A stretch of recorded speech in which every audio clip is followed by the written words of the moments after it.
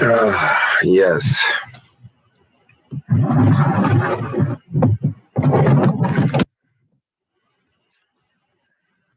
We are about to get started.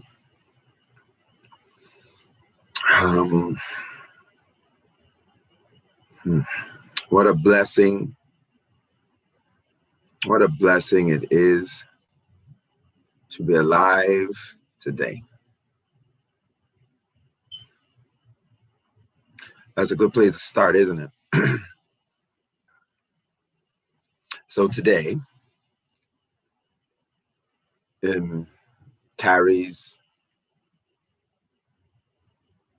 special meaning.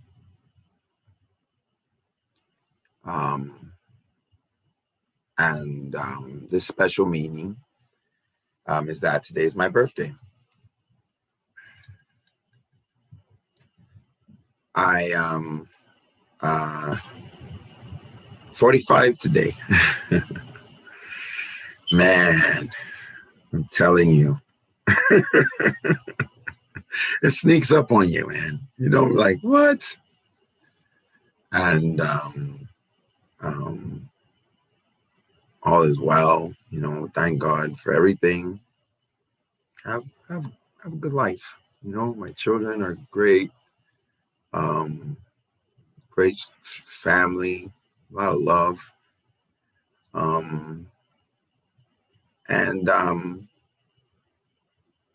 It's also the fifth birthday of the Afro-American Culture Initiative, the organization which I started, which is funding this,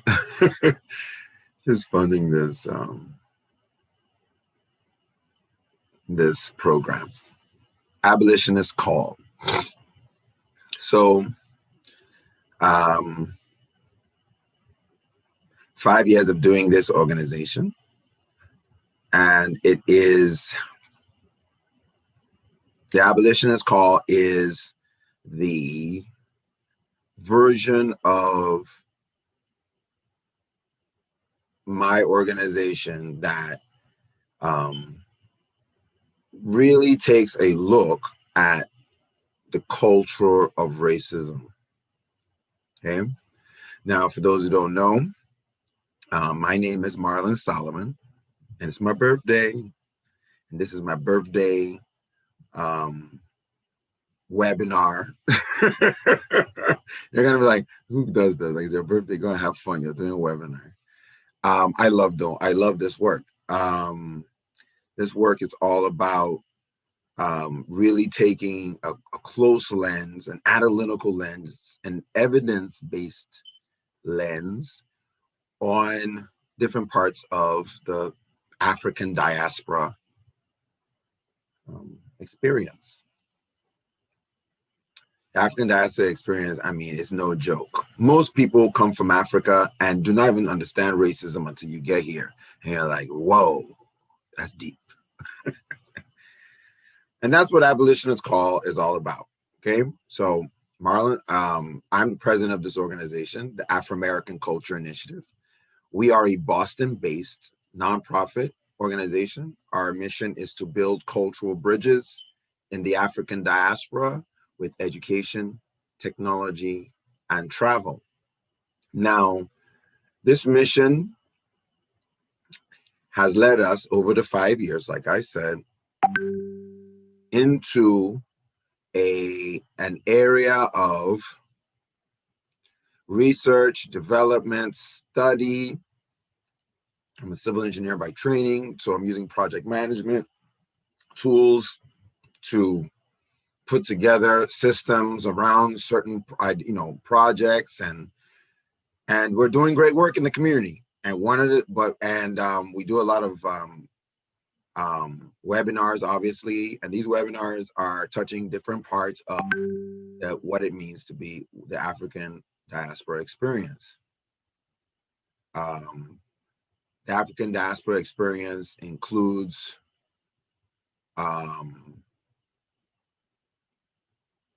culture, obviously, but like cultural nutrition, cultural, education, cultural competency, We have a lot of great programs. Anyway, Abolitionist Call. Let's get into the crux of the story.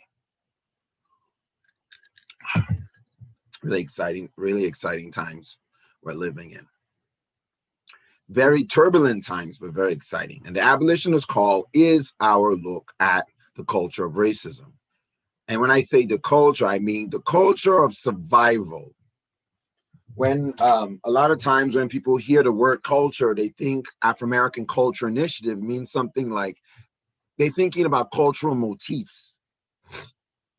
Okay, they're not talking about culture that I'm talking about. When I think of culture, culture is for survival. It is what a group of people over time, traditions and whatnot, have come up together, and they have come up with a set of rules and regulations, rules of the road, so to speak, to aid them in their survival. Nothing is in culture just for the sake of being in it, right? And these words, I got them from somebody, right? And this Nigerian guy, I have the video, I play it all the time. And when he said it, I was completely, I completely understood what he meant. That culture is what is meant to survive, is what you do to survive. You do things, you eat a certain food because you're trying to survive. And if the food is made up of herbs and chicken and fresh vegetables and things like that, guess what? Your health is better, right? So that's the culture we're talking about. Not just, we're talking about that there are a group of people in the United States, a tribe of people, right? This tribe of people have a culture that has engendered them to believe that they need to suppress other races and women and all kinds of in order to survive. And so generally a white male supremacy thing. Okay, come on, these are the cowboys, these are the Southerners, we know who they are. Okay, they have a culture that is, it's not like 1 or 2 years. This is hundreds of years. We have to look at it from a racial equity lens. We cannot look at it that, it's just some history in the past. These people are still here today. They still have their, that's what what's going on in the news now is all about. So that's what this abolitionist call is about. It's about discussing the cultural divide. This is not a racial thing. Okay, this is not a political thing. And we'll go through that as we have today's, we'll go to that, as we're looking at today's topic, right? So that's what I mean by culturally divided. Culturally divided means that there is a tribe that just does not believe in equality, diversity, inclusion. They just don't believe it. They have never believed in it. They fought a war to keep it alive, lost lives to keep it alive, assassinated presidents to keep it alive, segregated schools. And one of the things I really want to stress about why this is such an important topic, maybe you're just beating over the bush, is because this is an important topic because if you see how comprehensive it is,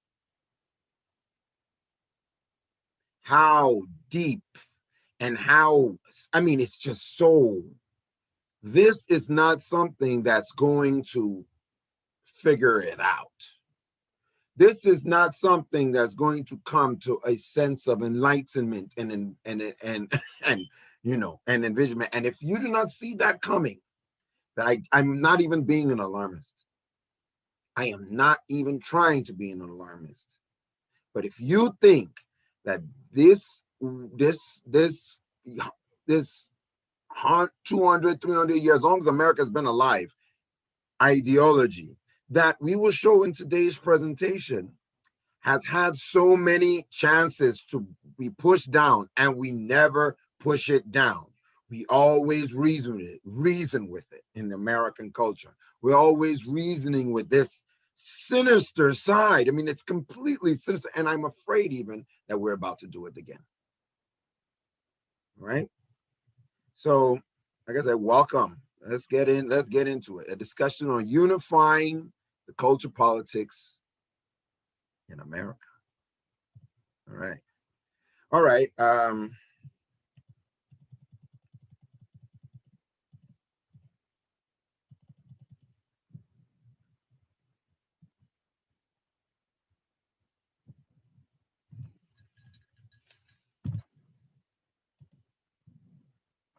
So before we get started, I definitely wanted to discuss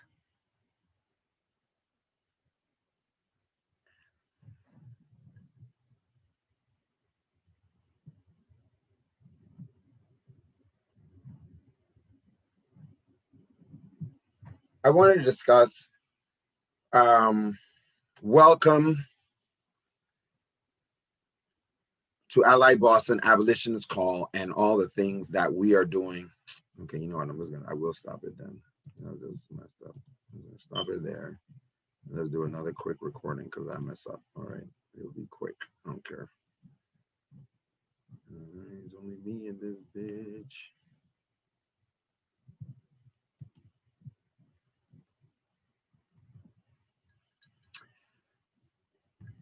All right, let's get started.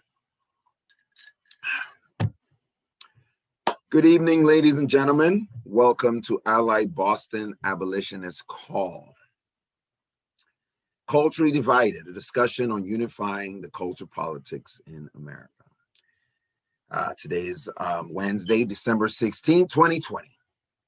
Today has a special meaning because today is also my birthday, and yesterday was the 5th anniversary of Afro-American Culture Initiative, the nonprofit that I run, that is the host of here. You can see it right here. Afro-American One. We are a Boston-based nonprofit organization with the mission to build cultural bridges in the African diaspora through education, technology, and travel. So I welcome you. If you're on YouTube watching, hey, what's up? Please subscribe. Help us out, let you know when we're doing the next, show. So, all right, let me give you a little bit about what the Afro-American Culture Initiative is all about, right? So we build cultural bridges, right, in the African diaspora through education, technology, and travel. When we, how we've started doing that is that we are a education service provider. We provide educational services, all about African American and African diaspora and culture. And when the Afro-American Culture Initiative, that culture, when we talk of culture, we're not really talking about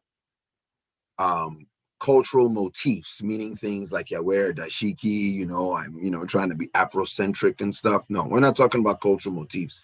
We're talking about culture that is needed to survive. I got this from a TED Talk, from a video that I usually show in one of my courses. And the young man is talking about how nothing is in the culture just to be in it. Everybody's culture is there to survive. So in this case, abolitionists call the culturally divided. We're talking about racial culture? No. We're talking about political culture? No. We're talking about culture to survive culture. And in this case, our cultural division is that there are a group of people in America, a tribe of white people that believe in a male white supremacy. Okay? We just have to deal with that. We cannot think that it's been since the beginning of time, and we're going to show that in today's presentation. The beginning of America, this has been the predominant thing, and now with demographic changes, they are being swallowed up. right? So this is a culture of a tribe of people. They live in the South. They're white. They don't believe in diversity. They believe that in order to survive, remember, it's about cultural survival, not cultural motifs. Cultural survival. They believe to survive, they have to keep the other races down. That's what they believe in. I mean, we've seen it. We know it, right? They devise the laws. They do everything to make it. And we have to start looking at that and studying that, because if you look at the history, they are not going to just this kind of deep, comprehensive. I mean, it is deep. I mean, like some of the little minute details of racism, like, man, this is like they made their own Marvel universe of racial stuff. And by the time you add layer upon layer upon layer upon layer upon layer upon layer upon layer, it just looks like that's what they paint the world to be, right? So that's what this abolitionist call is about: culture divided. Like we're going to try to define that the culture of people that are racist, the racist culture. So it's not these group of people believe that they are doing this to survive. And that's why you're seeing all these drastic, crazy moves. People are denying the elections and all this. This is not about politics at all. We're going to go into that very well. This is not about race, because there's white people that do believe in diversity. We're talking about the white people that don't. All right, historically, throughout time, we all know, and they come from a certain area. Hint, hint, is the area that didn't expand Medicaid. Hint, hint, it does. There's so many. It's the same area that the people that actually fought, the Confederates come from. Oops. And in the end of the day, for our survival, for our pleasure, we have to understand that I don't know. I mean, and even if we could get a good chunk of them to say, you know what, let's leave that racism stuff. You won't get all. You gotta get out of what. So what am I gonna be doing? Looking over my back forever? Which one is coming for me? No. We have to study. We have to learn. We have to get that number as small as possible, so my children and my children's children living in America will finally be living Dr. King's dream. So let's get into it. All right. So like warning, we're going to have a lot of, videos. If you're going to get upset by racism and stuff like that, hey, please, tune off. Don't be on here. Don't watch the video. Turn it off. Go watch something more, more your speed. But we're going to get some intentional racial content. Please fill out the polls and surveys. Ask your questions in the Q&A section. Raise your hand at the end. We might have some time for people to talk, and feel free to comment in the chat. But always remember, this is a family. We're all here to learn. So, respect it, right? Okay. So we're going to watch a little video, right? So the major components, I try not to stay in. I'll try to give you the context. That's how I kind of give these presentations. I'm just going to give you a little bit of the context, but I'm going to let the major parts be told by these factual, evidence, so that it will not be like I'm here trying to, demigod or God. I do research. I study this stuff. I do a lot of, anyway, when you go to the website, check it out, the website, right? And but the idea is that I want to just put everything in perspective. It's not necessarily about the facts. We most likely all know these facts. It's just when you look at that perspective, the idea is that I think that there's got to be some real proactive move to study, understand, help.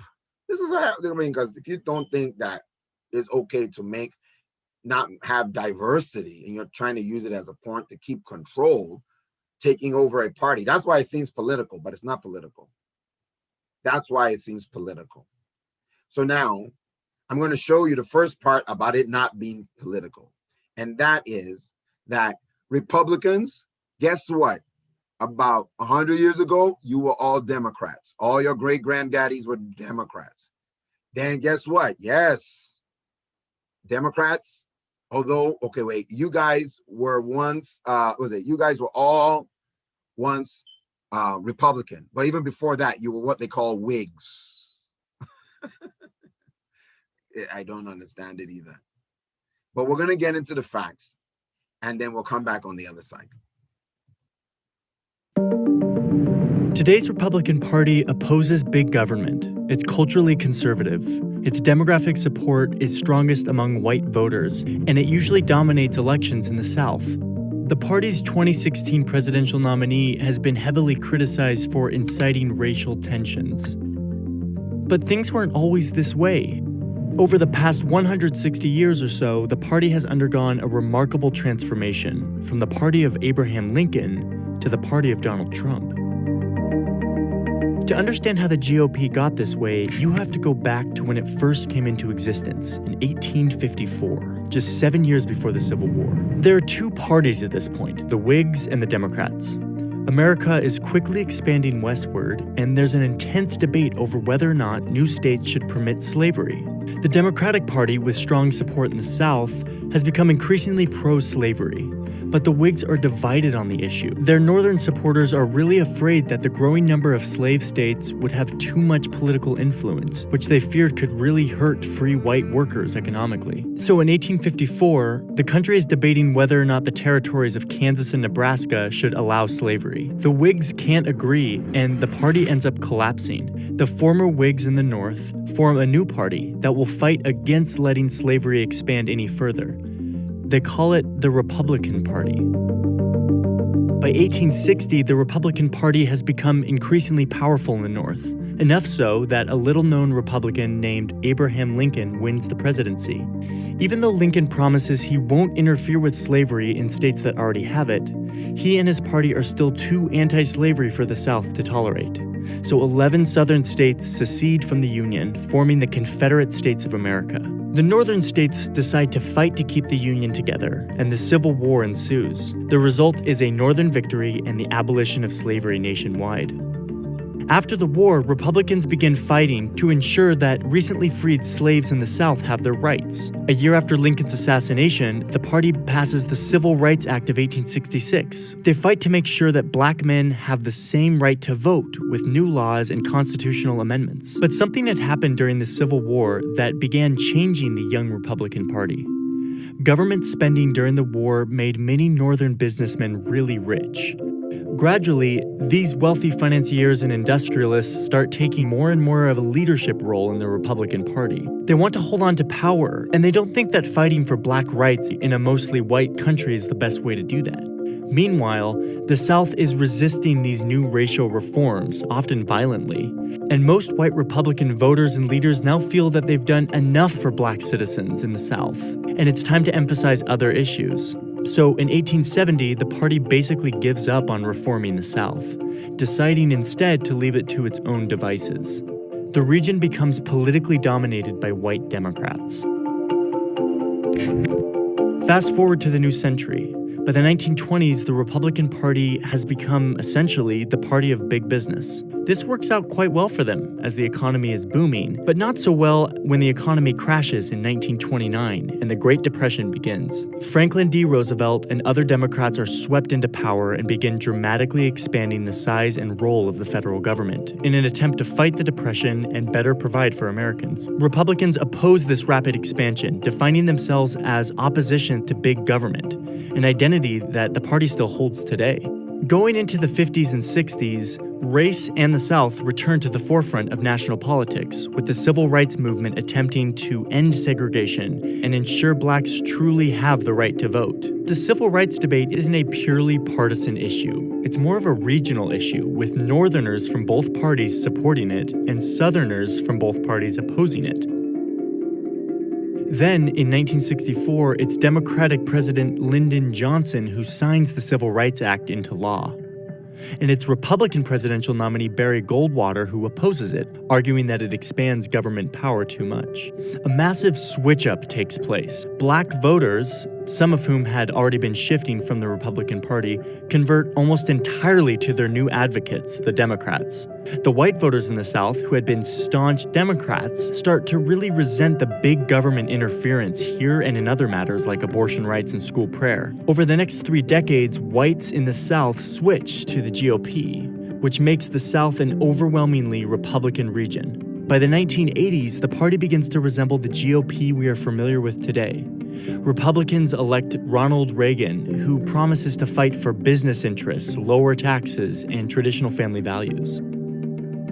As the 21st century begins, America is going through a major demographic shift in the form of Hispanic immigration, both legal and illegal. Democrats and business elites tend to support reforming immigration laws so that the over 10 million unauthorized immigrants in the U.S. would get legal status. On the Republican side, tough on immigration policies and rhetoric became popular. But this ends up costing the Republicans when, in 2012, Mitt Romney loses his bid for the presidency. He gets blown out among Hispanic voters. Exit polls showed that 71% of them voted for Barack Obama. So the Republican Party starts to look more like a party for white voters in an increasingly non-white country. Given these demographic trends, Republican leaders worry that if they keep losing Hispanic voters by that much, they'll lose their chances of ever winning the presidency. So in 2013, some key Republicans in the Senate, including the rising star Marco Rubio, collaborate with Democrats on an immigration reform bill that would give unauthorized immigrants a path to legal status. But there's a huge backlash from the Republican Party's predominantly white base, which views the bill as amnesty for immigrants who broke the rules. This exacerbates the GOP voters' mistrust in their own party leaders, a mistrust that has already been growing for some time. And that makes the political landscape of 2015 fertile ground for a figure like Donald Trump, an outsider businessman who wants to build a wall on the border of Mexico. Trump isn't a traditional conservative, but he appealed to the resentment and the mistrust of party leaders that Republican primary voters had, as well as the strong opposition to growing immigration trends. And even though he was loathed by party leaders, he won enough support in the primaries to become the GOP nominee for president. So now the Republican Party is once again at a major crossroads as it tries to meet the political challenges of the 21st century. It's up to Republican voters and leaders to decide just what they want their party to be.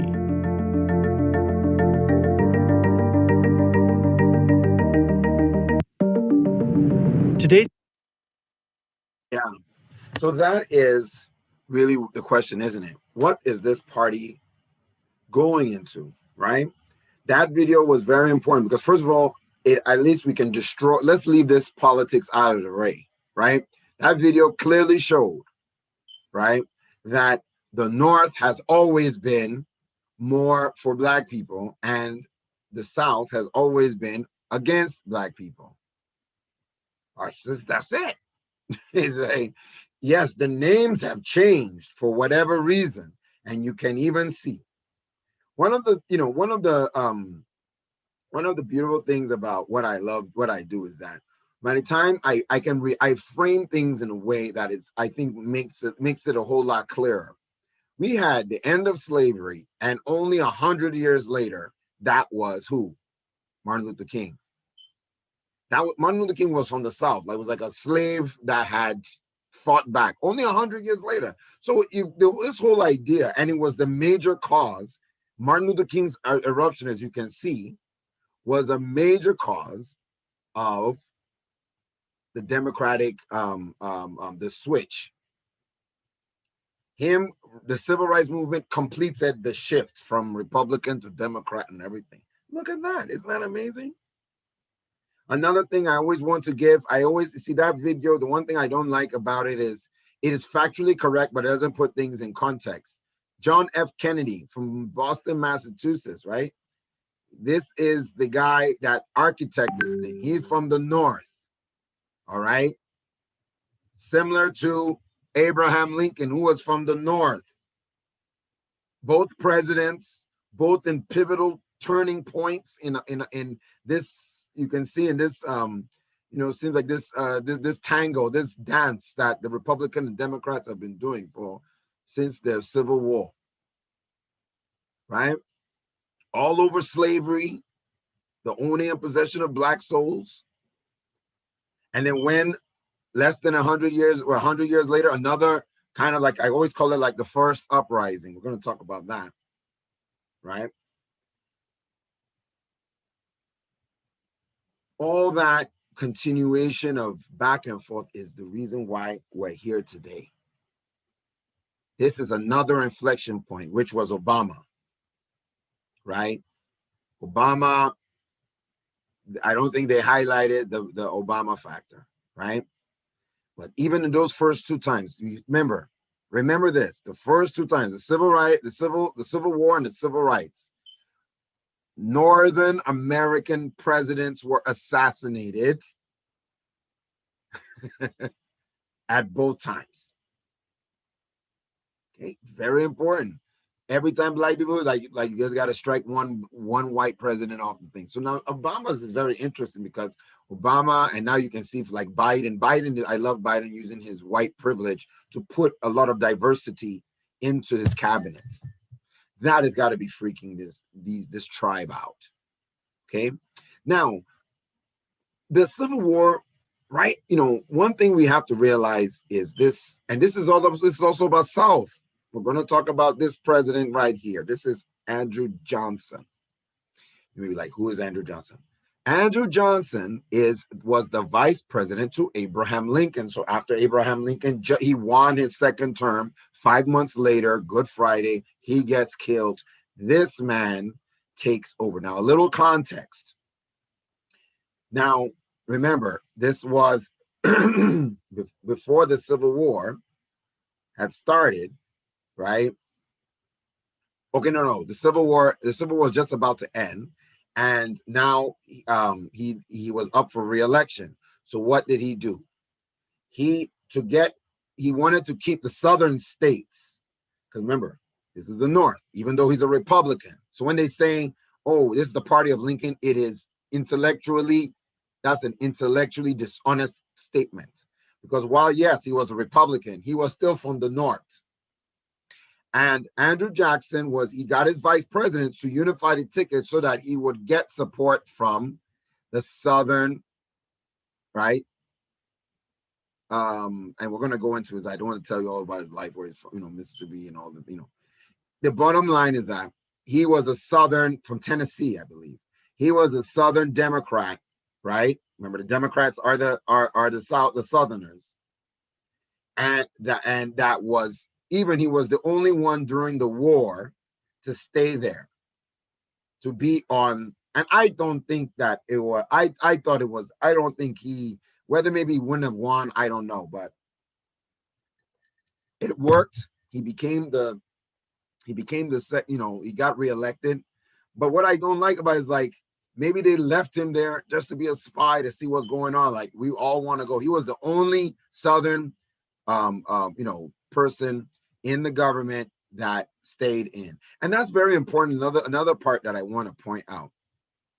These Southerners, okay, they were part of the U.S. government. It's not like, this is like Mitch McConnell and Marco Rubio and all these people saying, you know what, like how they were saying now. It's exactly the same thing, actually. How they didn't want to acknowledge President-elect Biden. And this man was impeached. This is the first man to be impeached. Right? Anyway, let's go into the video and we'll see on the other side. Johnson would have. His father died when he was 3 years old. He was a penniless family, had basically no education. His wife taught him to write when he was in his early 20s. Which made his political ascent all the more stunning. From town alderman all the way up to vice president, he didn't lose a single election. But on the very day Lincoln delivered his iconic second inaugural address, Johnson had a little too much whiskey. He rambles really drunkenly for about 7-8 minutes. He's reeling around some. He's filled with a rage, basically, criticizing the ambassadors who were there as highborn and all that sort of stuff. Still, there were high hopes for Johnson after the shock of Lincoln's assassination just 5 weeks later on Good Friday. When you look at sermons that were preached that Easter Sunday, many northern churches talked about the nation being delivered at the right moment to the man who could do the job. The stage was set for this guy to be a savior. Yeah, precisely. But the task ahead of Johnson may have been the most daunting any president has ever faced. It's impossible to conceive of the America of 1865 when Johnson took office. I mean, you're trying to heal the wounds of a 4-year war with 600,000 people dead. There are 4 million freed slaves in the South, in a country of 30 million people. Johnson wanted the post-war South treated leniently. As for the fate of freed slaves, he wanted that left up to the states. But many of his so-called radical Republican opponents wanted to punish the secessionists and to guarantee civil and voting rights to freedmen. The clash led to crisis, with the president all but declaring war on Congress. In his Washington birthday speech in 1866, he declaimed, "They may slander me, but let me say I do not intend to be bullied by my enemies." So you can see that this man he said that they were the enemies at his birthday speech. Like today is my own birthday. They wanted to be enemies. He was not a rich man. He was from the South. He inherited this disaster. Another thing they keep on not forgetting, they were not radical. They were not radical Republicans. That is the same thing they're saying now. Radical liberals. Even in the video, they say so-called radical. That's radical liberal, radical liberal. They've been saying it for 100 years, right? That's a cultural artifact. So whoever you see always saying somebody's radical, radical, radical. They call them radical. What do you mean radical? These people just killed the president who was the Lincoln. It was only 5 months after the guy got reinaugurated, he got killed. And this man is saying that they should be kept lenient.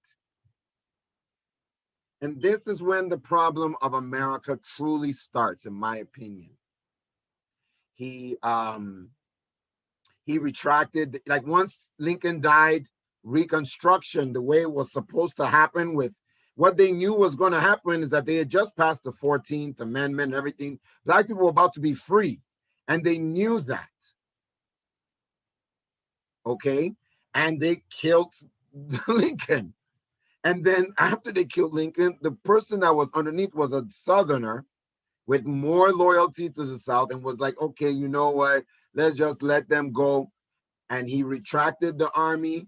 They pardoned. They didn't even try the president of the Confederacy. There was a president of the Confederacy.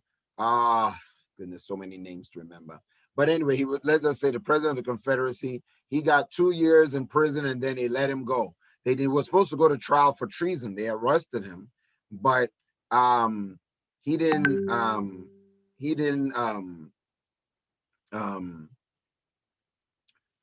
They didn't try him, because if they won, right?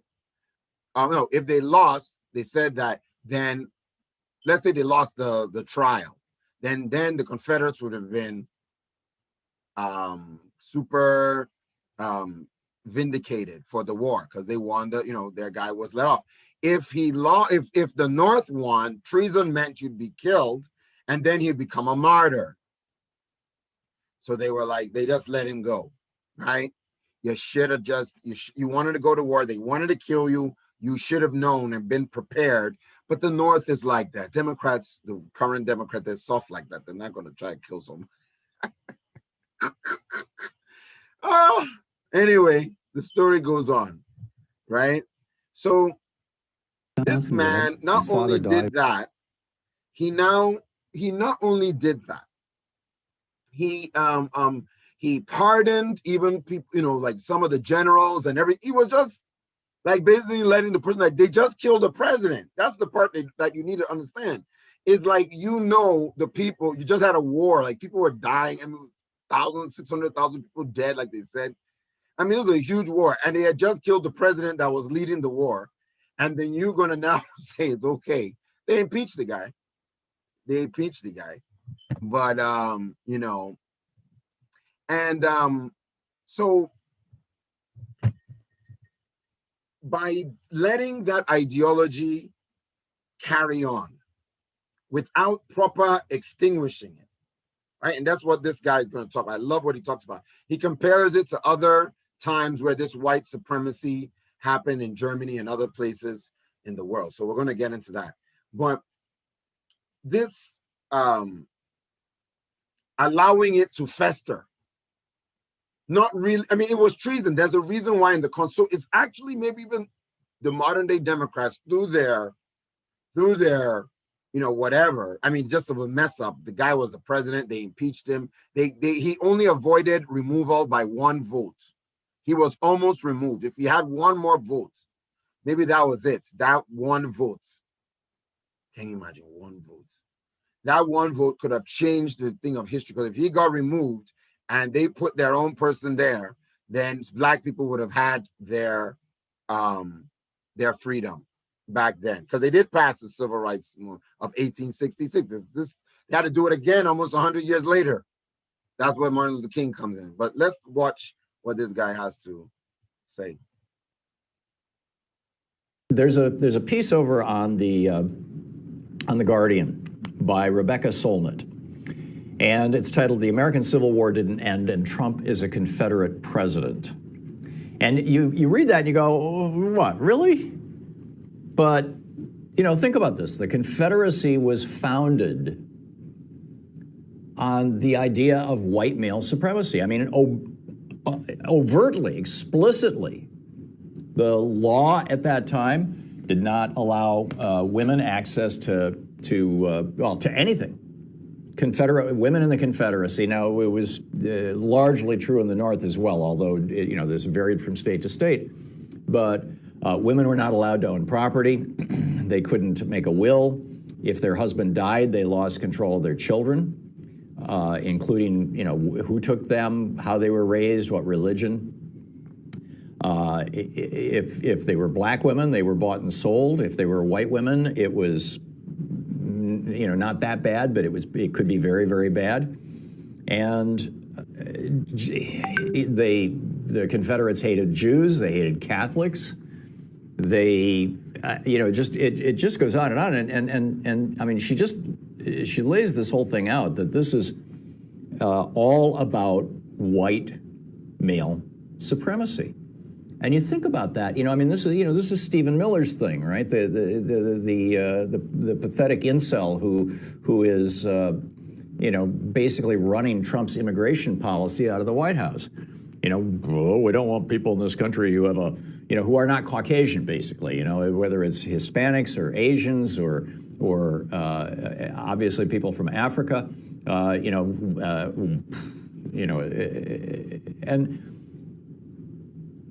And it seems to me that this meme is actually solid. When Germany was defeated in World War II, and the Nazi state, which had begun in Bavaria, at that time Germany was, the states were very, very prominent and had a lot more power than they do now in the federal Germany. And the Nazi movement began in Bavaria around Munich and then spread, across Germany. They didn't have a civil war because there wasn't any particular state that was strong enough to fight back, because they were a federal system at that point in time, slightly different than today. I mean, they rewrote the Constitution after World War II. But basically, they've denazified Germany. Now, the right is coming back, and the Alternative for Deutschland Party, AfD, is growing, and it's a right-wing party, but it's not yet explicitly Nazi. And if you look at what South Africa did, they had a Truth and Reconciliation Commission after apartheid, because the Confederate States were enforcing apartheid. There's no other way to describe it. They had a Truth and Reconciliation Commission, and they said, okay, that's it, no more apartheid, it's done. Whereas here in the United States, after the Civil War, after the white male supremacy of the South was defeated in battle, as soon as Lincoln was assassinated and Andrew Johnson became president, well, that was the beginning of the end of Reconstruction. I mean, it took about a decade, but that was it. And now we've got statues to Confederate generals all over the country. We've got streets named after Robert E. Lee everywhere. I mean, you've got Stanley McChrystal, General McChrystal, just wrote a really compelling op-ed recently about how he had taken down he had this picture of Robert E. Lee hanging, I don't recall if it was his home or his office, and he took it down and said, there's no place for this. There's just no place for it. So you know, she makes the point in the article, if you're white, the Civil War ended in 1865, but if you're black, it really never ended. And, you know, we're going to be talking with Greg Palast a little later on in the program about just that, you know, that it really didn't end. I mean, here, Brian Kemp now suppressing the black vote, and you're gonna you know, hear this. We've got a clip. Greg's got a little video clip he's going to share with us. Brian Kemp is declaring victory in Georgia, but Stacey Abrams is saying, hey, wait a minute. Every vote should be counted. Yeah. So that is that's really what we really need to understand. The Civil War has not ended for black people, because at the point where it could have ended, if Lincoln, but they killed the president. It was even before the real end of the war. It was like people were winning and it was looking very imminent, but it wasn't the end. There was still people fighting. And Abraham Lincoln was assassinated. I mean, it was part of the war. It's not like it. And then that assassination, right, allowed Andrew Johnson to go in. He got in because he was a Southerner. And then when they were supposed to now punish the man, it wasn't just I think that's also a little bit of the educational bias. I don't understand how the president was just killed by the opposite side, and somehow, well, obviously they won the war. That's how they won the war. They killed the president and then got in and then got off after they killed the president and had a war and everything. Like, no matter what, they still killed the president of the other country. Remember, there are two countries that were trying to live side by side. So it's like Germany going in and killing England, killing the head of England, and then going back and say, okay, well, let's be friends now. So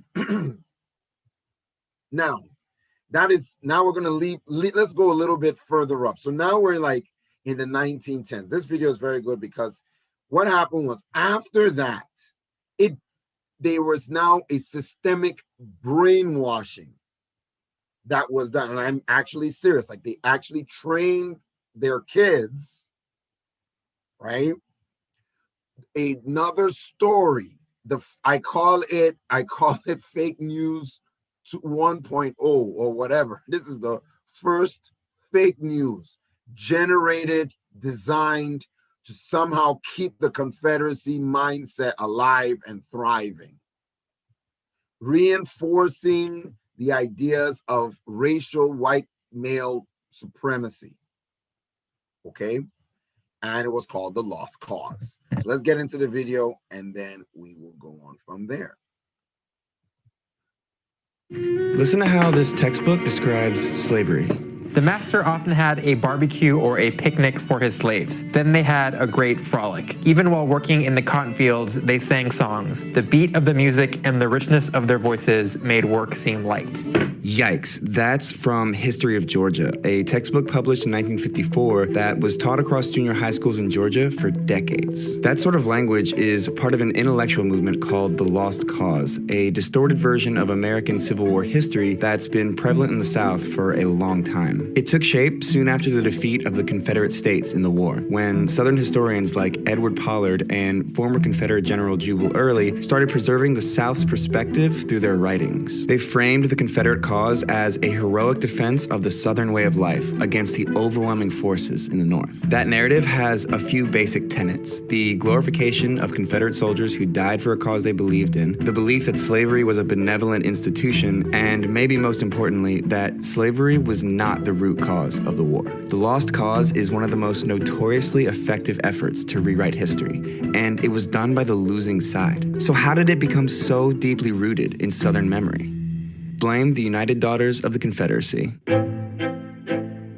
The UDC was founded in Nashville in 1894 to preserve Confederate culture for generations to come. The women who made up the group descended from elite antebellum families, and they used their social and political clout to spread the pro-Southern version of the war as real history. You've probably seen their efforts to honor the Confederacy, but maybe you didn't know it was the UDC. They're the ones who covered the Southern landscape with memorials for Confederate leaders and soldiers. They used their fundraising and lobbying skills to pressure local governments into erecting monuments in prominent public spaces like courthouses and state capitals. Installed here next to the state capitol by the United Daughters of the Confederacy. The United Daughters of the Confederacy donated this memorial to the city back in the 30s. They put them along roadsides and in parks. Any place that was remotely relevant to the Confederacy was memorialized. By the early 20th century, the UDC had 100,000 members and chapters spread all over the country, but mostly in former Confederate states. And there's a reason they grew so quickly during that time. So we're talking about roughly 3 decades after the end of the war, and the Confederate veterans themselves are beginning to die off. So there is this push to find ways to commemorate it, because the big challenge by 1900 was there's a new generation of white Southerners being born, and they never experienced the war years. That push is visible. Most of the Confederate monuments were erected during the UDC's height of influence. There's a rhetoric around monuments that we want to get this thing built before all of that generation has died off. And the reason we want it is to teach future generations about those men. Dr. Karen Cox wrote the book on the UDC, and I asked her if it was fair to say the group established the lost cause as historical fact in the South. Oh my God, yeah. They were the leaders of the lost cause into the 20th century, and they made it a movement about vindication. Just to give you an idea of how effective they were, they successfully lobbied for a Confederate memorial in Arlington National Cemetery, which U.S. President Woodrow Wilson proudly unveiled to a cheering crowd. Now that's influence, right? Monuments are the least of what they did. What? I mean, they are the most visible and tangible, but the work with children was far more influential. It turns out a central UDC objective is shaping how children think about the war and their Southern heritage. One of their most powerful tools? Textbooks. Take a look at this pamphlet called A Measuring Rod for Textbooks. It was written by the illustrious Southern historian Miss Mildred Rutherford, an educator, orator, and author of Southern history textbooks. She's also very pro-slavery. The pamphlet announced the formation of a textbook review committee featuring prominent Southerners like 5 former Confederate generals. This group was committed to spreading the truths of Confederate history, so they instructed school boards to reject any textbooks that did not accord full justice to the South. And they urged libraries to deface every book in their collection that didn't measure up by writing the words "unjust to the South" clearly on its cover. This pamphlet was shared widely with school boards throughout the South, and UDC-backed committees closely monitored history books to make sure Northern influence never reached classrooms. So the core language of an approved textbook aligned precisely with that of the lost cause. You know, stuff like, the Confederacy lost in the war between the states, but Georgia never forgot to honor her Confederate soldiers. History of Georgia was on the UDC's approved list. It was also written by E. Merton Coulter, a self-described Southern historian and historian-described white supremacist. They understand that how you educate, who wins the writing game, who wins the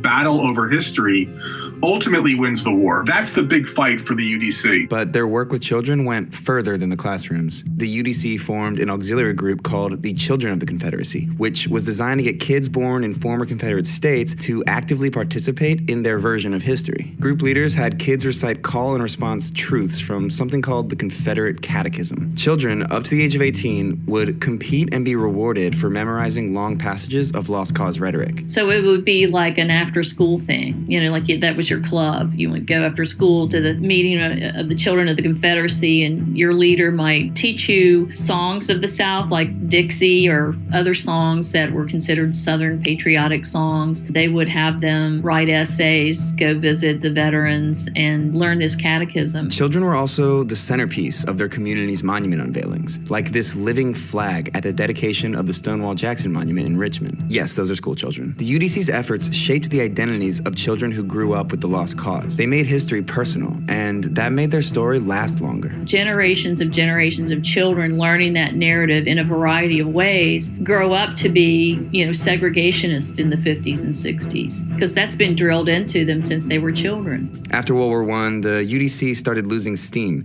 but the damage was done. The monuments were in place, and the textbooks they wrote remained in Southern classrooms until the late 70s. And the women's group did it all without the right to vote or participate in politics. You can still get glimmers of this lost cause memory of the war from people who will always choose to see it through the personal. And I think the UDC, to a great extent, was their goal. So the next time someone says the Confederate monuments are about remembering our history, just know that that's exactly what the United Daughters of the Confederacy wants you to think.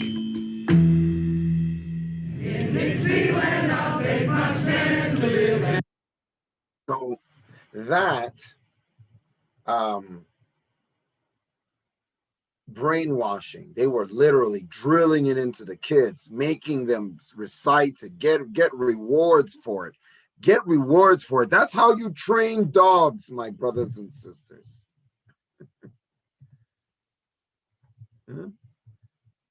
That's how you train dogs, with rewards, is it not? If you can train a dog, I'm not calling anybody a dog, but I'm just using, because that's what we use. You give them a treat. You tell them to do something, they do it good, give them a treat. If you can train dogs, then imagine what you can do to a complex human mind with that system. And they would train and drill these kids and make them, and it's a whole lot more than segregation. Segregation, they drew red line maps. Remember, they won the war. They say they won two parts of the war. They won right after the actual war itself, because they killed the president and became the president of that. Andrew Johnson was really he was a Confederate president, because they let them go. I mean, they committed treason they broke the Constitution. So you have to enforce the Constitution. I think that was actually the Democrats' fault. They did not enforce the Constitution. You have to enforce the Constitution. Whatever you got to do, then you got to go back to war. You just got done with war. Then it's not like the barrels, we fight them off. Get that nonsense out of here. But it spawned that drilling and that brainwashing. And remember, the books were there to almost the end of Martin Luther King was dead when these books started getting off the shelves. Let's put it like that. So almost 100 years later, after the Civil War, this was in there. So people that were born in 1970 are only 50 today. Okay, so don't make it. And it was still fresh then. It's the reality. It's what people have been trained. They haven't had even a chance to see any other thing. But during that time, between the 70s, they drew red line maps. And all the Jim Crow laws got faded away and upgraded into these super laws, where now they just draw the maps, put you in these locations, deny you loans here, stop government programs from helping you there. Just systemically, just keeping the thing, okay, fine, we have to let women vote in the 20s. But it even gets more sinister, especially with this COVID-19. You can see the fear that African Americans are having for the medical part of it. Apart from the race, and they try to separate the two, yes, you're so racist, you would even experiment on me. It's not like, oh, it's just experimentation. Sometimes when they talk about it on TV, the racial experimentation on Black people makes them not wanting to, they're choosing coronavirus over trusting us.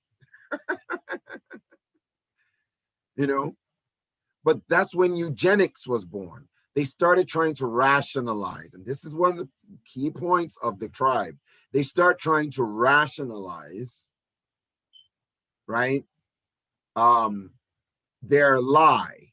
This is because remember, they were taught a lie that the lost cause was slavery was good. It wasn't over. It was like trying to make the kids not believe that they were losers. So you give them a lie, brainwash them so they do not believe they're losers and traitors, right? And you give them this great idea, then they start trying to rationalize it because there's no proof. They don't need proof. Do you understand? Think of it. They don't need proof. This is the break of reality. This is where that break. They don't need, like, you want to keep black people down for? Are you serious? Because of money? Right? Capitalism plays a big role. It's really just raw capitalism.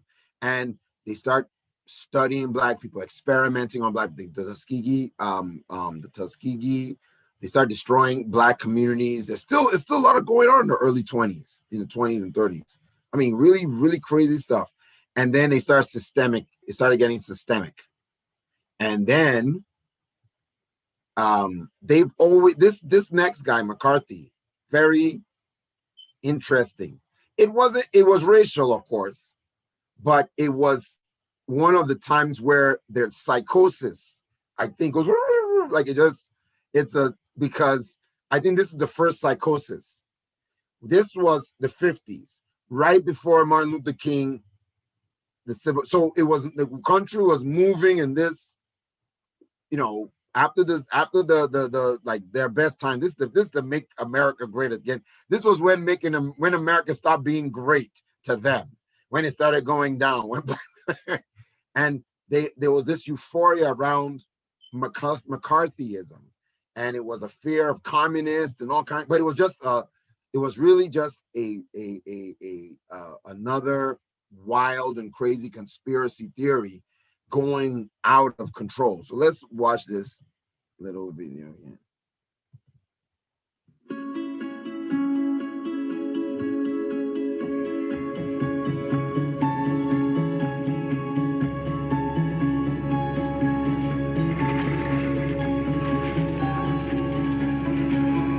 Everywhere you turn, in the evening and morning newspapers, on television news, on radio news, Joe McCarthy was the main story of the day.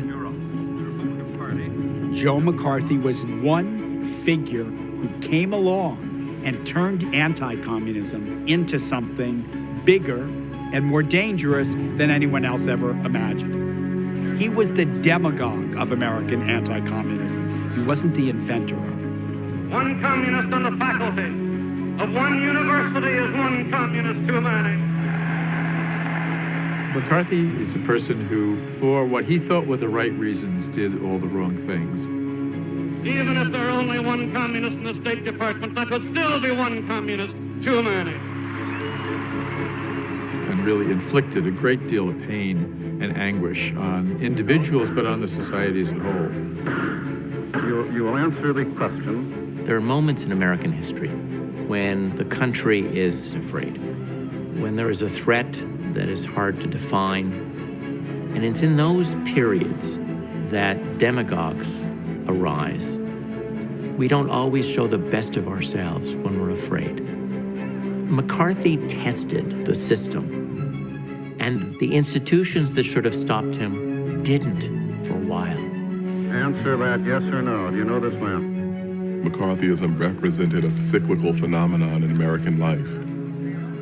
If we looked at that dynamic that has been connected to the junior senator from Wisconsin, it's a dynamic that has a particular kind of resilience in American life. And so there's a question as to whether the spirit that animated McCarthy and animated McCarthyism has ever really gone anywhere.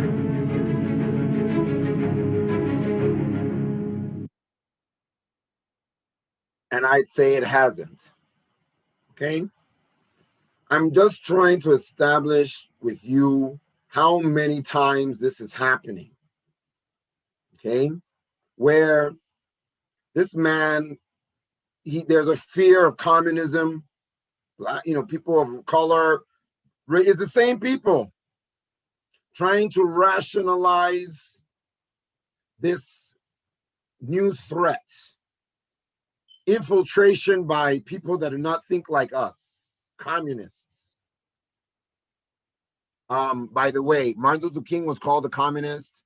It's been something used for Black people all the time. Remember, this is right before JFK, who is also a Roman Catholic, becomes the president and starts the process. And I always give him his due because he was killed before the actual 1964. And when it got signed in, because he was killed because of that, he never gets the appropriate. Lyndon Johnson was his vice president. If he didn't get killed, it would have been him that would have been there. But they didn't even give him that. The second time they've killed the president over Black people getting their freedom. These are the same people.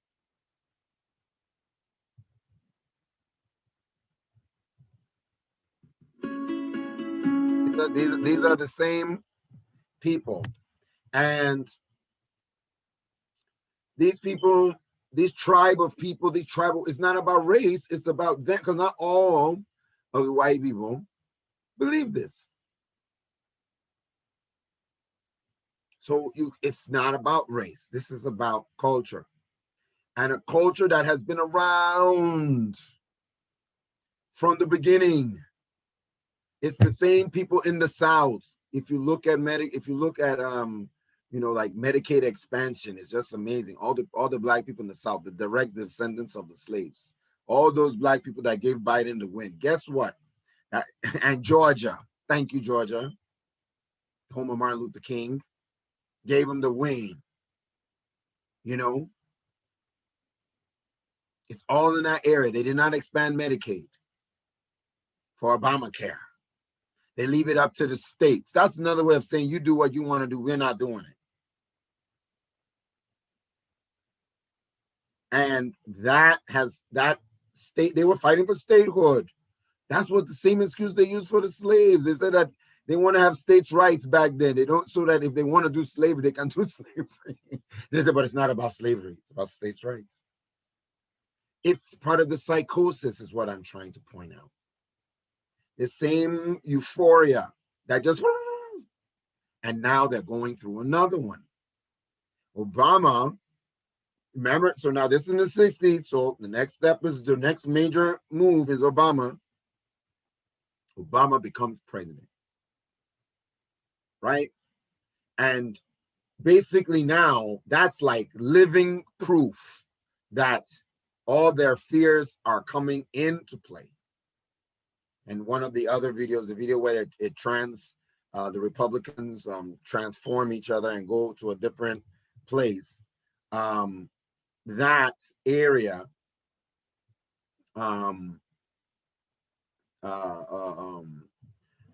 that area is where Obama now inflates and just proves to them that the demographics are changing. And it shows that it's in the South with a lot of Southern, the slaves plus the Mexicans, the dang on Mexicans. Those ones are the ones that are now making it very difficult because people are working hard and paying their taxes. Well done, Georgia. I hope you guys get the two senators, from the North. We shouldn't even be saying from Republican. That doesn't mean anything. But what is causing it now is that the worldview is under attack. And this time they are literally up against the wall. If they thought they was up against the wall in the 1960s, they are really, look at what's happening now. There are so many the Biden's diversity, another good point to bring up that's happening now. This is how historic this area is now. The General Austin Lloyd, the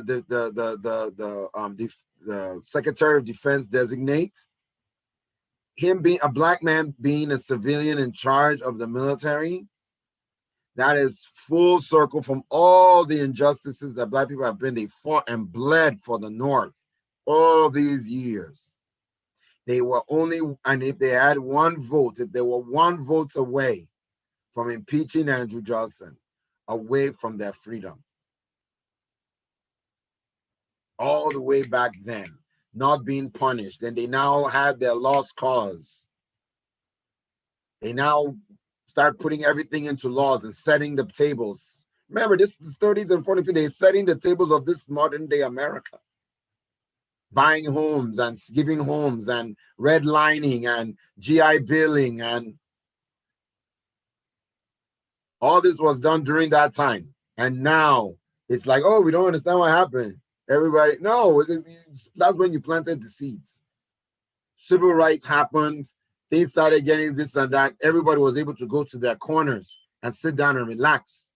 But now the space, the pressure is on them. The cultural pressure is on them. Diversity is everywhere you look in America. Everywhere you look in America is diverse. People from all over the world, man, coming to drop their knowledge, coming to give themselves to this great idea that is America. This ideology of anybody can do it. You can too. And that's true. They don't like that. So we're talking about a kind of cultist, like it's an ideology. And remember, it started with lies. It's not based on truth. So when you see them not identifying with a lot of truth, they don't like science, right? They don't like pandemic. They don't like masks. They don't like climate change. They don't want to do studies on guns. They don't want to do study on cigarette. They don't want to do money, money, money, capitalism, capitalism, capitalism.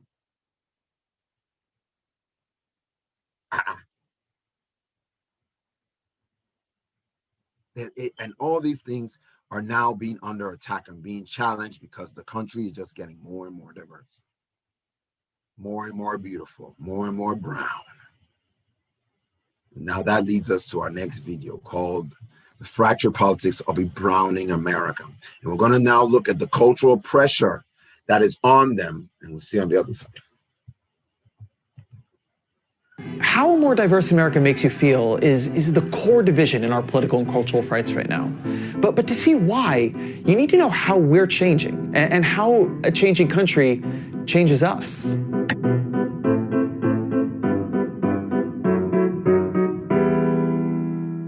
Here's the big picture. The U.S. is at a demographic tipping point, a genuinely historic moment. 2013, it was the first year that the majority of U.S. infants under the age of 1 were non-white. By 2016, white deaths had outnumbered white births, but America's overall population, it's not expected to decrease. And that's because the Black, Asian, and especially Latino and mixed-race populations, they're also growing. They're growing fast. By 2045, the Census Bureau projects that non-Hispanic whites will no longer be a majority, and also that foreign-born residents are going to make up a record share of the population. So when you show people these numbers about how America is changing, what goes through their heads? What is their response? I think people are hearing these changes as somehow a fundamental remaking of what America is. At least a lot of people are hearing it, and some of them are excited about it, and some of them are not so excited. We see, on average, white Americans, when they read about this majority-minority shift, becoming more politically conservative. Jennifer Richardson is a psychologist who studies how people react to demographic change. She won a MacArthur Genius Grant for this work. And what she's found helps explain a lot of what we're seeing. For instance, when white political independents who live in the West were told that whites were no longer majority in California, they became 11 percentage points more likely to support the Republican Party. That is a huge change. And it's important to say, this is a human reaction to demographic change, not just a white one. When presented with similar data on the growing numbers of Hispanics, Asian Americans shifted towards more conservative views. Black Americans shifted towards more conservative views. Being told your group is shrinking or that it's losing power, it's scary for anyone. Losing numbers are associated with losing status, losing power, losing currency in the culture. There are a lot of studies like these, but the one I find myself thinking about the most was done by Harvard's Ryan Enos. What we did is we sent these 2 Spanish speakers out to catch a train at a certain time every day over a period of days. We'd sent out research assistants and they surveyed these people waiting on the train. And that little exposure was enough to move these attitudes in the survey. They're more likely to say we should send those children of immigrants back to Mexico. They're more likely to say we should decrease immigration from Mexico. And they're even more likely to endorse that English should be the official language of the United States. We saw a version of this in the election then too, right? So in states, and even in small areas in states, in these counties where the Spanish population changed very rapidly, we saw that these voters had moved towards supporting Donald Trump. And a lot of them actually looked like they were these people that previously had been Democrats. So here then is what we know. Even gentle, unconscious exposure to reminders that America is diversifying, and particularly to the idea that America is becoming a majority-minority nation, it pushes folks towards more conservative policy opinions, towards more support of the Republican Party. So what happens when those reminders aren't gentle? Massive demographic changes have been foisted upon the American people. And they're changes that none of us ever voted for, and most of us don't like. Our Christian heritage will be cherished, protected, defended like you've never seen before. When Obama was elected in 2008, there was all this talk of America moving into a post-racial moment. But the mere existence of Obama's presidency made a lot more of politics about how you felt about race. It had this effect on healthcare, the stimulus package, Hillary Clinton, the Democratic Party. Hell, it even had this effect on how people felt about Obama's dog. So the dog is kind of a fun experiment on a serious topic. Both Teddy Kennedy, a well-known liberal Democrat, and Barack Obama have the same dog. Their two dogs are actually related, Portuguese water dogs. So let's see how people respond to these dogs when you tell one that it's Ted Kennedy and one that it is Barack Obama's.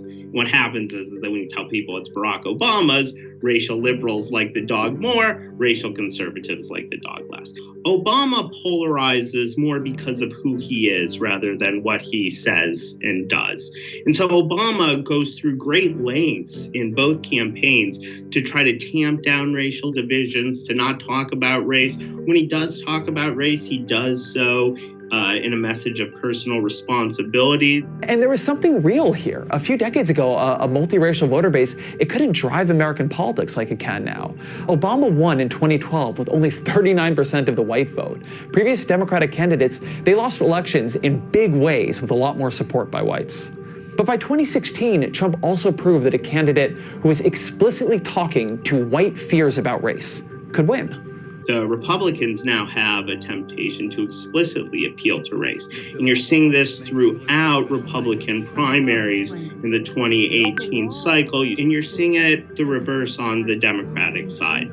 Abolish ICE is a good example. That is a policy that Democrats would not have been on board with in the 1990s, but their bases have moved, and so the incentives have moved as well. Now, to say American politics is in for turbulence is not to say we're in for dissolution or civil war. California went through these changes. It experienced this demographic shift, and it didn't fall to pieces. But leading up to that, there was a lot of friction. Voters passed racially charged propositions targeting undocumented immigrants. They banned affirmative action. They restricted bilingual education.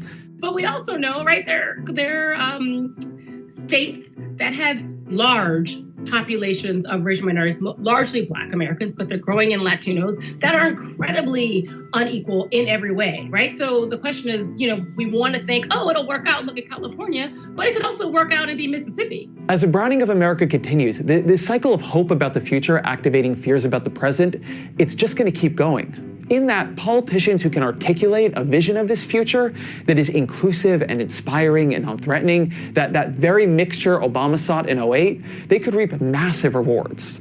But as long as much of the country feels threatened by the changes they see, there's also going to be a continuing and maybe even a growing market for politicians like Donald Trump. How a more diverse America makes you feel? So let's wrap it up.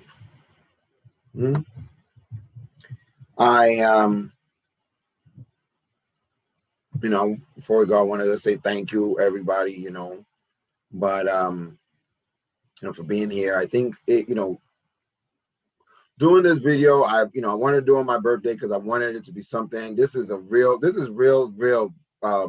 research and development.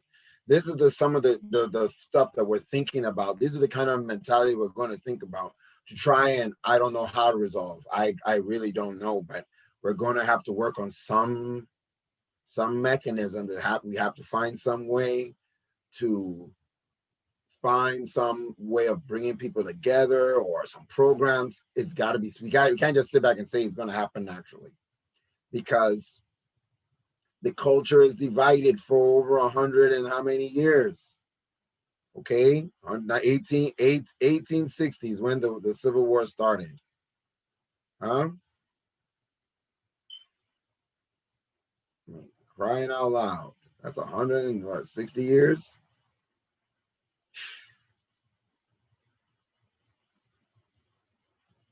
160 years. And that, I mean, and that doesn't really count the fact that obviously there was slavery all before that. So it wasn't like it was. It's really all the way back to the beginning. But when we can start thinking and things started happening was towards just the last 160 years. Unbelievable. That's when we started again, the last 160. How many is it? 200? Was 1776. Okay, so like 90 years we had, and that was before when y'all know, because then let's forget about it. But we've been so divided for so long. It's just that the other side has had really just the opportunity to kind of put it on the table, to hide it away, play a little game here, killing a president there, kill another president there. You know, all the time going through this like false narrative that they are still continuing today. That's why I see all the QAnon and all the all these, real, like it's really amazing. It really is amazing. When you see all the things they believe. There are people that right now believe that Donald Trump did not lose. And now he's going after Mitch McConnell. I mean, he's like, it's a scramble for Trump's pardon has turned crazy. People are now going for his pardons and, trying to get in, and, time is going by. The man is it's like a mad scientist. He's saying he doesn't want to go. And think about Donald Trump and how, really, I actually feel sorry for the man. The man is tortured. He's a tortured soul. That's cultural. That has nothing to do with politics here. The man is so off the rocker. He has literally shifted the conservative to liberal. So now people like John McCain are now more on the Democrat side. That's how he has shifted the goal. There are Republicans now that are gone to independence. They're moving from Republican to independent. All those names mean nothing except for the fact it shows you where you are on the spectrum. But you have to understand the context of the spectrum. It's about people that have an ideology in the North.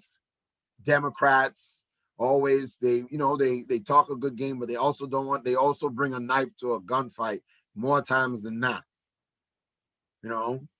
They trying their best. Like this man, this is like up north, probably in this picture of the abolitionists.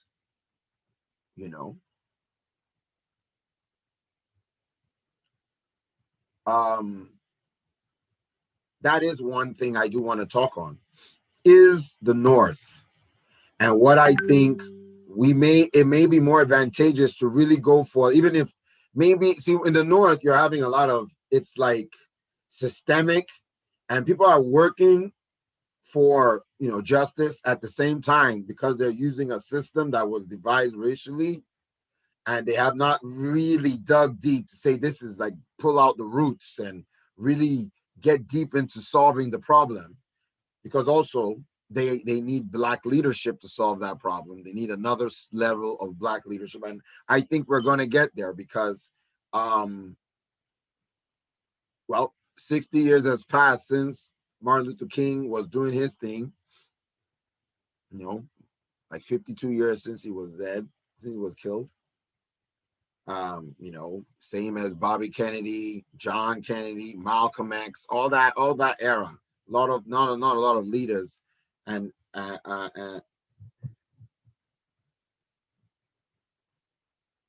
who's that? Somebody's here.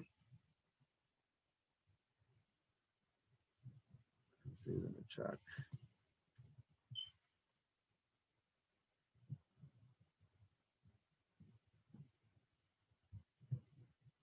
Hello, Nicole. All right, no problem. Give me, okay, let me see what I can do. So, I can, Yeah, please. Can you? I hear you.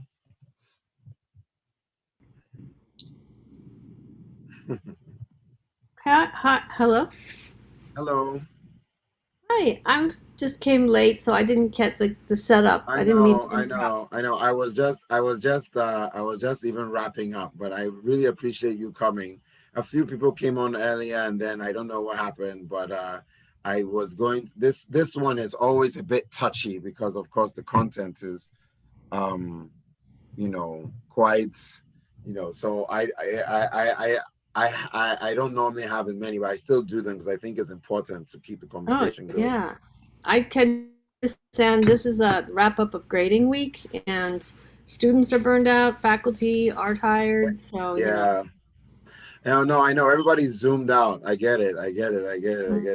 I can't wait until we can Zoom and at the same time um go out. Like maybe we'll do hybrid when we first get back out. That would be nice. But to Yeah. do Zoom all the time is just like, oh my goodness. So I'm the only one here Yeah, you're the only with one. you. You're the only one. But I record these and they will be on YouTube. So I always do them because they're great references. Like people can just watch it later or listen to it later, like a podcast. Great. Yeah. Did you have Well, any I'm questions? interested When in did you more. come? Oh, just really 10 minutes ago, maybe before you Okay. started the video. And I'm interested in the subject of reparations, which is huge, but South, Black cooperative farming, alternative economics, what's happening with all the land that was passed, well, first taken from, for instance, the Choctaw in Mississippi, Okay. and then Okay. Okay. and Okay. then Okay. used for plantations, and what are families doing now who have inherited that land. And I think there are people who are working in the South on that, and I'm just wondering if that's an area of your study as well. Well, my study is in African diaspora culture. So basically, I am looking at like the unique mixture of people of African descent and what it's like morphing into and what it needs in this current in time. So when we say Afro-American culture, we're talking about like a mix of African, a mix of American culture.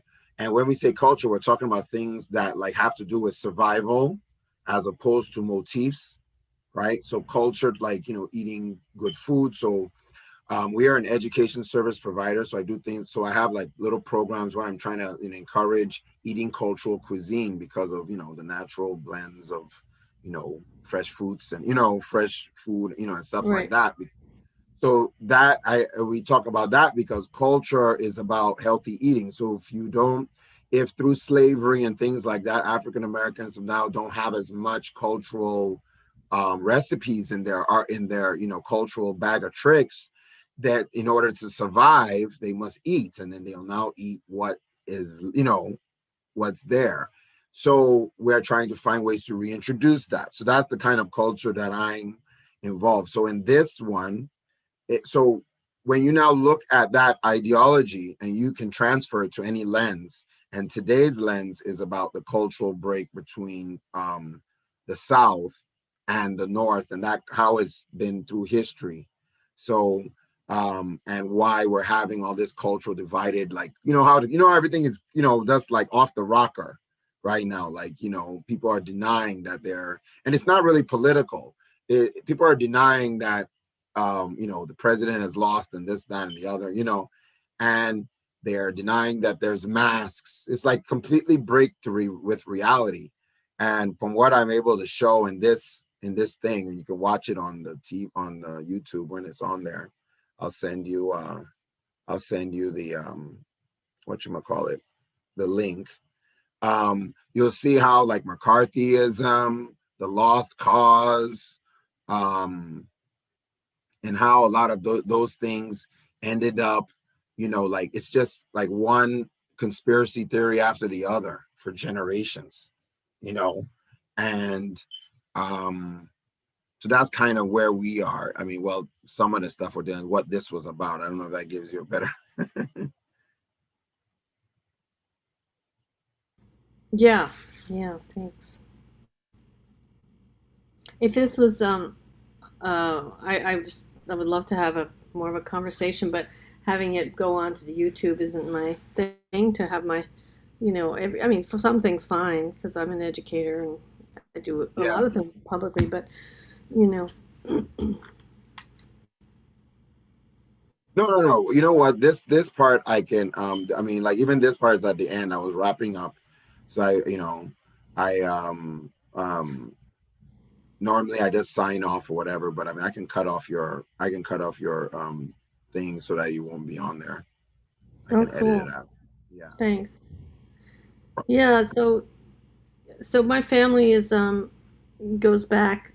Let me stop recording altogether. Hold on, because I'm recording it. So now now I'm done with the program. I actually have, okay, how much time do I have? Ooh, I have to get off. Actually, I have a meeting that I need to host. Oh, okay. Yeah. Well, you know what? We can definitely talk. Can we set up a time? Sure. Yeah, no problem. My email in the chat. Yeah, no, but I think you signed up. I should already have your email. You had to register for the I'll put it in here. All right, great. Yeah, I have pretty dramatic story, a Southern family and the Northern. I'm descended from Charles Sumner, who was caned in the Senate, and then also from I was just going to ask you about that. Is that Sumner Tunnel? Yeah. Wow. That is same guy. I would definitely love to, because there's so much history. Mm-hmm. Yeah, you're in the East. I'm in California, but I'm from the East, so okay. Yeah. All right, no problem. Yeah, so I'll right reach there. out to you. I'll reach out to you, and we'll take it from there. Awesome. I really appreciate it. Okay, great. Yeah, I teach at CSU East Bay, and I teach teaching the arts, through the arts, to all the subjects for credential candidates. And I'm working on my abolitionist teaching practices, and we started a big organization at our university that is basically trying to take out, well, a lot of things. One thing is a eugenicist, a econ professor who's been there a while, unbeknownst to a lot of us, just decolonize the curricula. No, it's very important. I have a we're going to launch it next year. It is I have like 200 slides that me and some young youth here in Boston put together, right? And it's all about, all kinds of stuff like what I'm teaching here, financial literacy. So there's this resource that I want people to kind of fund. And if they donate to fund it, then I'll be able to offer it to kids for free, so that's kind of what I want. Yeah. Great. So I've got you Sumner Nicole at Gmail. Got it. Yeah. And I want to say I really appreciated your slide in another webinar where you talked about the food and the culture in South America. And food a lot. It was a really interesting slide because it's a great way in for a lot of students who are they haven't been educated about politics and about racism. It's been really basically through social media, and so it's important. Yeah, it's really important. That's what I'm saying. Like, I really think that I always talk about that lost cause because of that. It's like that's what we're dealing with, and that was done in the 20s. They were these guys that were dealing with the people were trying to unhinge or whatever. Yeah. Decolonize what you said. It's like programming. It's like Nazism. It's weird. This isn't normal. We have to really take it. It's not going to happen by mistake. We have to take deliberate steps to really educate and try to help people and really take it seriously, not just oh, is this going to happen by osmosis somehow, but we're going to kind of provide a little bit. You've got to take the bull by the horns. Don't think about alternative economics, but it starts with food in poor communities. Like, how can we take back control of our food and agriculture and land? I just watched Mudbound. It's incredible. It's on Netflix. It's a Mississippi story, but it's gathered from a lot of people's stories, and it's just all about food and racial kind of post-war World War II. All the tension of the soldiers coming back, white and black. So it follows two families in a rural area. I'm trying to find out more about this area where my family's from, the roots. Well, you know what? Like I said, my grandmother was Sid. Let's talk about it. Let's talk about it later. But really, I mean, like, I'm a project manager. Like that's what my training is, civil engineering. So I'm using those project management school tools in the social justice arena. So if there's people that are willing to I'm trying to fund some research to try to if I feel it's something that Afro-American culture would help Afro-American culture, and there was enough backing, of course, why not? Let's get to the bottom of it. Yes.